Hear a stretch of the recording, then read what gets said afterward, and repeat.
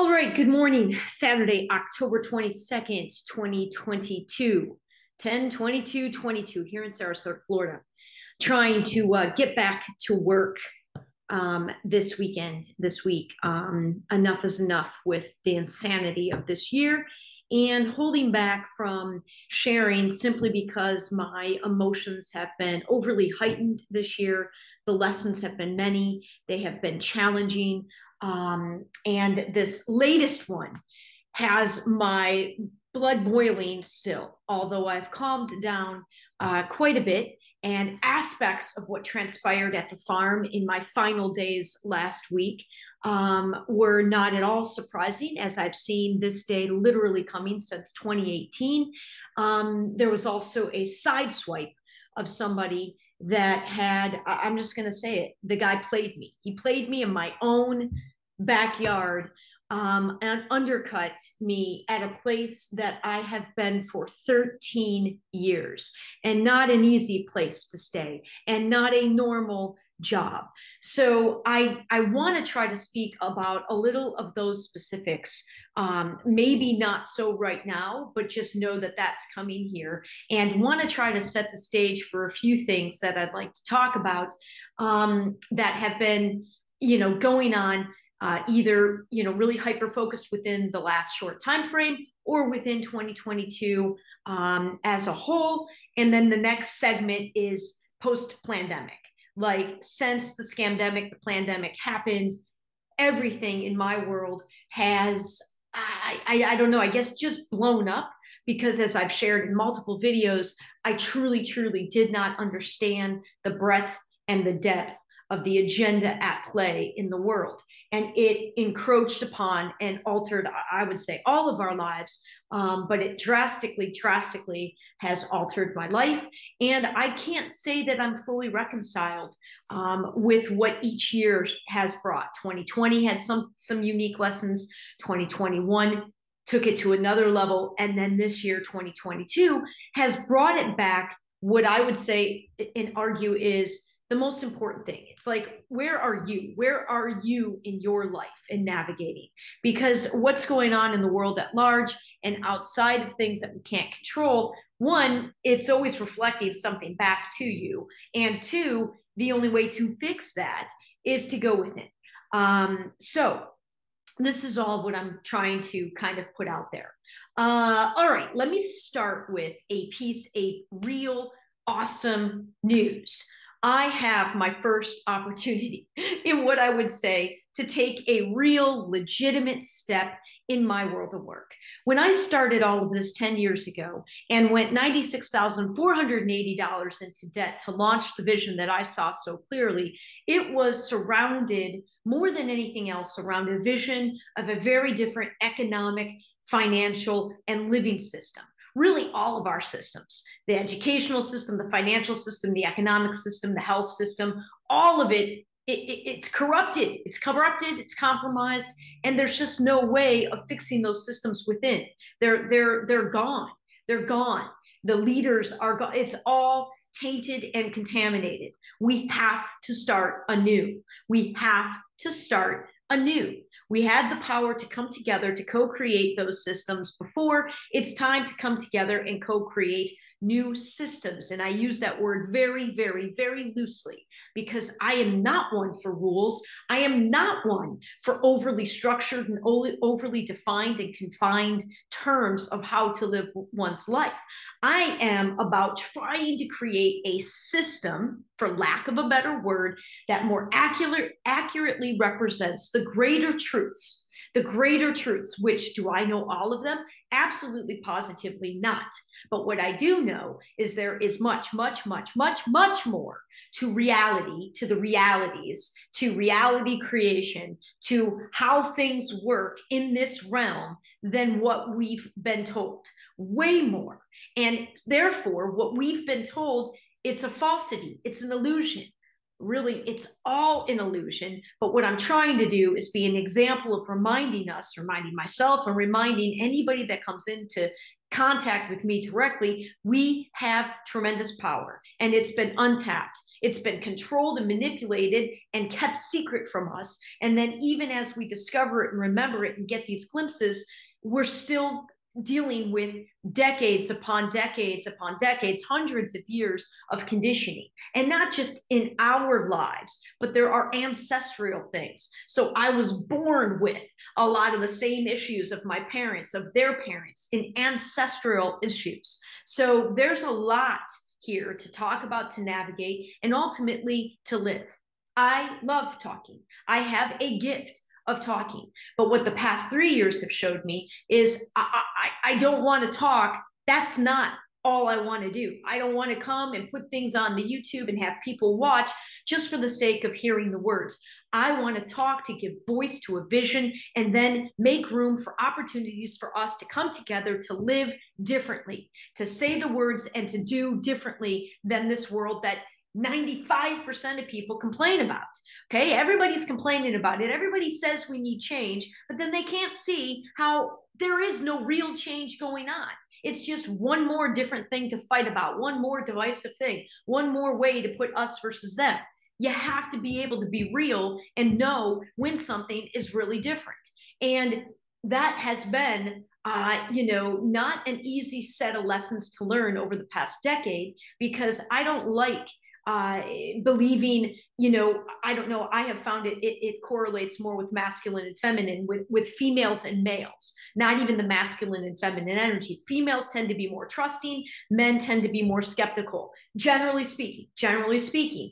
I don't do well assuming you're lying to me until you prove otherwise, because I believe in a self-fulfilling prophecy. If I think you're lying to me, then I'm going to create a situation or help co-create reasons to see that you are lying to me or deceiving me or manipulating me. I've gone through life the opposite, absolutely trusting of almost everybody, giving them the benefit of the doubt all the time. And I can't tell you how many times that has bit me in the ass.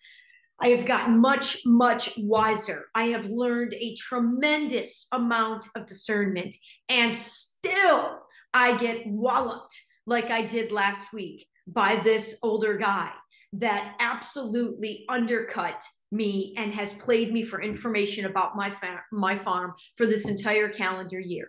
And I was believing he was a good guy, that he was there to genuinely help. And instead, when I disagreed with him and held strong that I'm sorry, I've been there 13 years. There's no way your opinion or perspective, you do not have the knowledge I have. You do not have the experience I have. I get undercut all the time in the regular world. That's fine, right? Because in a lot of cases, I have intuitions, I do have experience, but it's much, much less than people that have been playing that game of hierarchy, that game of business in that world. I haven't played it. So of course, I know when to defer to somebody else's opinion, and I'm used to not being heard or even given a chance to be heard because I don't have the experience in that world. But at this farm, I have 13 years, and this place is crazy, all right? And I love it. It's like a family, but it's insane. It's insane. I can't even try to give you words that would even make the experience. Our shoppers don't even have a clue. The only way you have a clue is if you've worked there, and I would say if you've worked there for over a season, because many people come and go. It's insane. And I've held on to a place with no vision, no structure, no communication, no organization, no leadership. It's complete anarchy, and it's gotten worse and worse and worse. When I first started there, it was amazing. It's where my life turned over. It's when I first had my worldview absolutely turned upside down and dumped.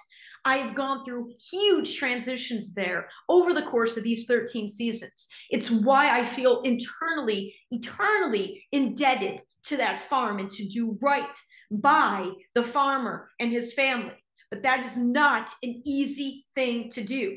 For 5 years, I've been in the office. I know those numbers inside and out, and this is not a business as usual business. It just isn't. One, because the guy is so clearly not about money. He's not a good businessman. He is an exceptional farmer. And I walked in, took full control of the office 5 years ago. And as soon as I saw the numbers, I knew what he was doing is he started to put his personal money into a losing effort, a losing business, losing substantial money every year. It didn't take rocket science. It didn't take some great visionary or intuition to see what was coming. I have tried and tried and tried to lead and guide change with no real authority, no real role, but simply because I believe in what it is. I want to be part of a business where money isn't the number one thing.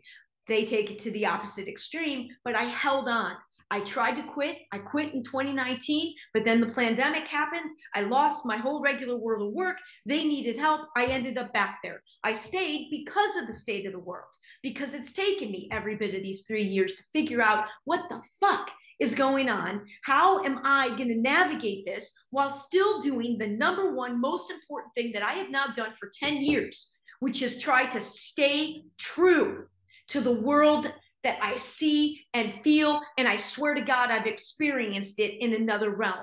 I see how business can be done without the greed. I see how it can be done with ethics and transparency and honesty. I cannot play the bullshit game of how business is done and just write it off. Oh, it's just business. It's just business. Let's just take it all into bankruptcy and fuck over whoever we fuck over and claim it's just business. Let's just ask our customers for more money, even though they've poured it in and we've done nothing to initiate any real change with that money. I can't do it. I cannot do it.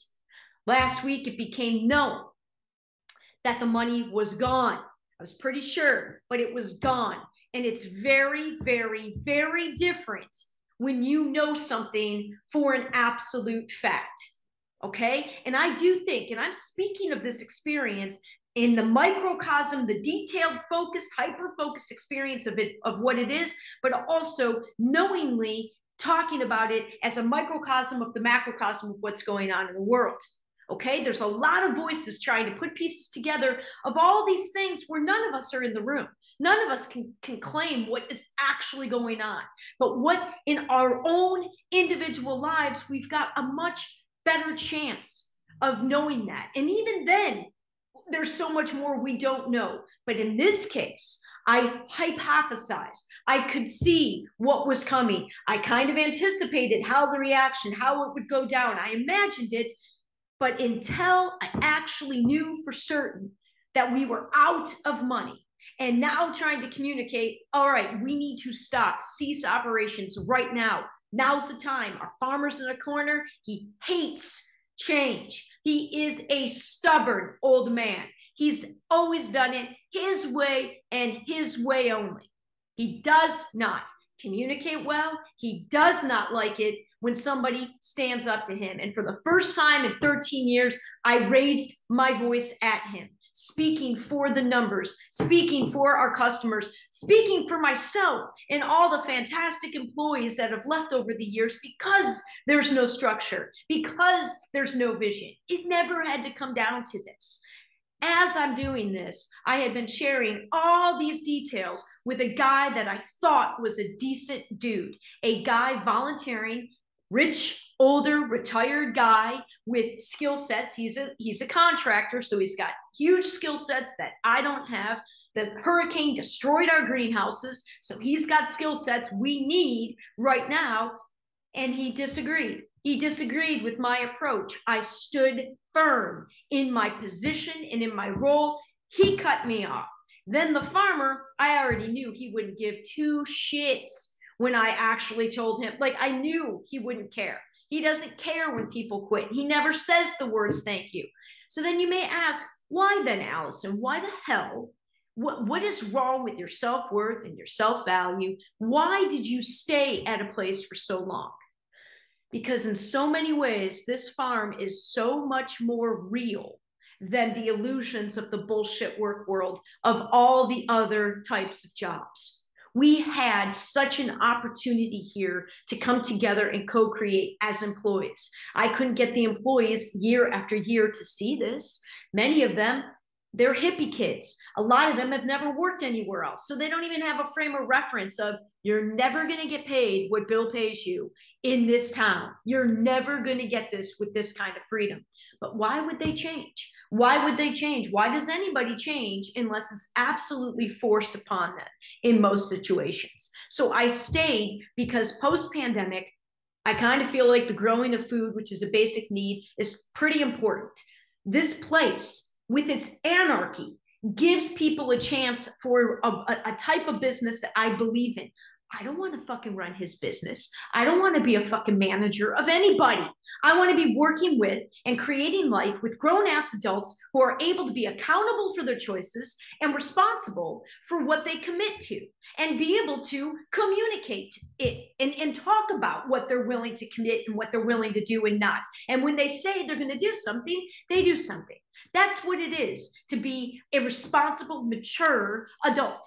That's what I want to work with. That's what I've been trying to create in my world for 10 years. Now, of course, after the first year, for me, going back in time, nothing went right. Nothing fucking went right in the first year. I had a mountain of debt that I was not planning to be in. So I had to go back out in the world of working for others. But since then, I have been my own boss.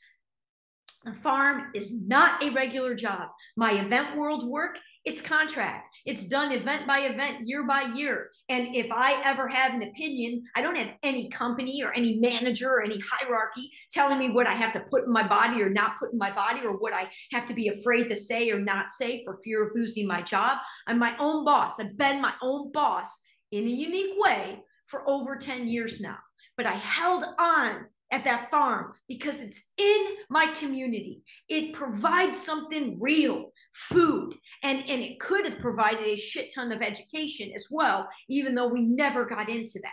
Not even for the employees themselves, unless you just happen to pick it up by doing the work. There's no formal training of any kind. Not that farm labor hand, to be a farm hand is that hard, but if you're actually trying to learn what's going on, yeah, it requires somebody with some knowledge trying to formally instruct or train or teach. And that has never been present at the farm. It was one of the many pieces of the many ideas I thought about in terms of trying to help it restructure.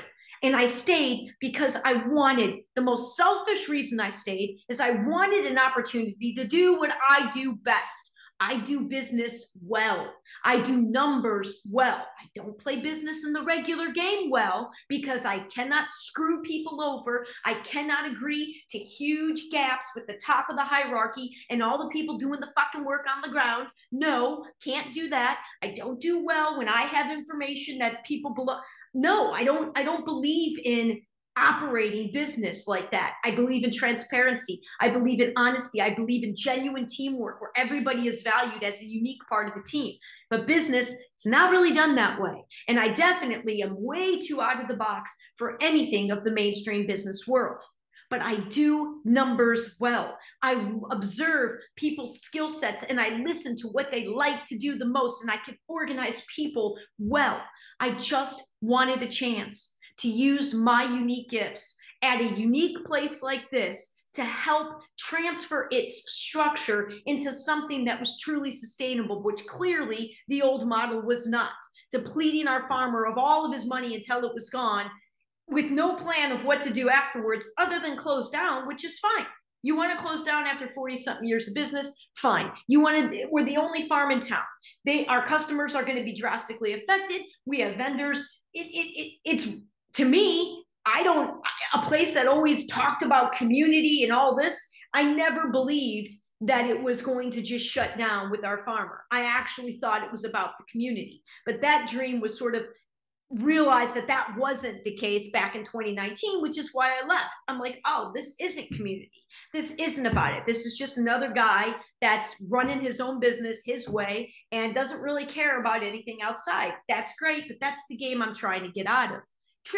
Tricky when it happens at something like little organic, hippie organic farm, because you wouldn't think you'd run into all the same business stuff. Alas, that is exactly what I've run into. And again, I knew this when I came back this round, but the world had so drastically changed that I thought there was finally going to be an opening of the mind, an opening of the eyes to see I have never been in a place that needed my skill set more, that I was so perfectly suited for. And just like a bad relationship, you hang on, you see the potential, you think it's going to change, and you wait and you wait and you wait for that opportunity. Then the opportunity comes, and I'm sideswiped by a guy that has a bunch of money, rich and bored, who's not willing to tell Bill what he doesn't want to hear. He's willing to tell Bill exactly what he wants to hear, which is, no, you don't have to go out of business. Let's just do it all this way. And bam, I had no choice but to quit, no choice but to walk out. I'm not going to continue to be in the office writing the checks. And I'm the one that's been handling all the numbers, all the business side for 5 years, the side of handling how he makes the decisions that he makes with no clue of a budget in mind ever. No operational sense in any regard. Every week I'm in the office picking up those pieces, trying to figure out how to hold back this bill so this doesn't bounce, how to try to foresee this. No, I'm not going to continue doing that when I know we're out of money and we're operating in the red. No, I'm not. And if you want to sit and say I'm betraying people, okay, well, it's time to fucking get real about what I'm here and the type of business I'm looking to do, the type of business that I am. And yeah, you know what? Maybe I am too honest and too transparent for most people. But if I don't start getting real about what I'm doing and then giving it a chance to attract, because I refuse to believe I'm the only one out there who does and believes that business can be done this way. I fucking refuse to believe I'm the only one with ethics and integrity in the business world who isn't just looking to take advantage of a system gone amok. Criticize it when it serves you and then take advantage of it when that serves you. You're playing both sides. I can't do that. And I'm not going to do it. I'm not able to do it even if I wanted to, but I'm not, because I had, from moment one, when I started my company by giving money away in a pay it forward motion, my company of me is different. I've been different from moment one, and I was fully conscious from moment one in doing things differently. So now it's all come to a head, and now I've got some time. I've got a lot more time to get back to my world of work. And as I started to say, however many minutes ago, I've been given my first opportunity to have whatever I want to make of it at a crystal shop up in St. Petersburg. I have shared on here before, I've been utilizing a 13 moon calendar for over 12 years. And all of a sudden this year, this 13 moon calendar and the practice, the daily practice with it, has hit a whole nother level for me. And I was sharing this with a friend who works part-time at a crystal shop in St. Petersburg. She checked with the owner, and I got permission to come in and do whatever I want regarding the 13 moon calendar. I can do a workshop, I can do a series, I can come in, I get to make it up. This is the first real opportunity that has been extended to me for any of the multitude of pieces that I have put out there and tried to draw in an opportunity. Definitely different than what the farm opportunity would have been, but I do trust divine timing. I have some emotion about it. I'm still working through some righteous fucking anger. That's to be certain. But I do believe and trust that this is not a minor thing, especially given the fact that I would make the argument that the way we experience this thing called time, which is a grand illusion, certainly in its linear nature, that is one of the essential foundational things that we can address, that we can use as a tool to help us align to the greater realms that exist outside of this very limited, very twisted realm that dominates the mass reality at present. So I don't know, per normal, not sure if I'll use any of this. Yeah, I'm emotional. I'm pretty pissed. This also leads to having a little bit more of some honest conversations about the difference in masculine and feminine energy, not male and females. We all have what I call is earthbound masculine and feminine energy and divine masculine and divine feminine energy. All of us have all four of those running through us. And what I feel this is my divine masculine getting pissed and is in defense of my divine feminine that was totally undercut by what I would say is earthbound masculine energy. There is no compassion. There is no foresight. It's business. This is how business is done. Let me throw my money and the way because I'm a successful businessman in a broken system. Like I'm going to say that I trump somebody that's clearly not playing the business as usual game. I have lived this life as a 4'11 3/4 female, a very powerful female with my masculine energy in the driving seat for most of this life. I've worked around and get along with men in tremendous ways. I also have a very, very strong feminine side that is dying to get a shot.